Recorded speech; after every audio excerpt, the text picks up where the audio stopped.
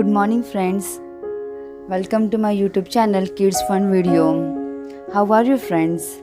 Hope all are good. Today's topic is the importance of growing trees. Let's get started the story. Garima was a little girl. Since she lived close to the forest, she was fond of plants and trees. Every day she would sit under a shady tree and chat and play with her friends. She would return home after sunset. She also planted many trees. She would weed and water the plants regularly. She would sit near those trees and talk to them for hours.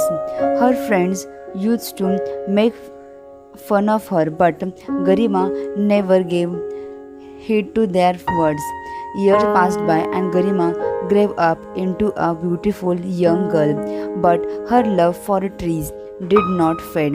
Even after her marriage, these trees and plants were dear to her. One day, the king sent his soldier to cut woods from the forest for the construction of his new fort. When Garima got this news, she rushed into the forest. She folded hands before the soldiers and requested them not to cut down the trees. But her plea had no effect on soldiers. Within a minute, several trees were cut down. The trees which Garima had planted were also amongst them. Garima began to cry bitterly and cursed all the soldiers for cutting down the trees. When those villagers heard this, they rushed to the spot. They got together and surrounded the trees and forced the soldiers to go back. The soldiers reported the matter to the king. The king became angry. He rushed to the forest with his soldiers. The king was surprised to see the villagers standing before the uncut trees like a wall, but this had no effect on the king.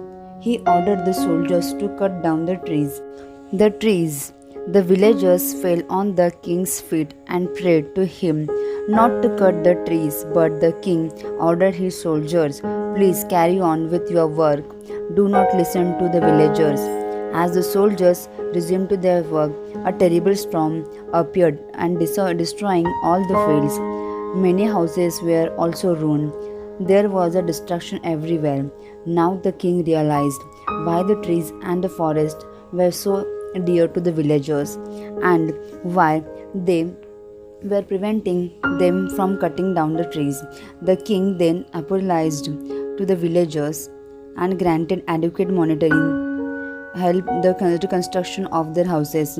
He also made a vow to the villagers that in future he would never cut down the trees.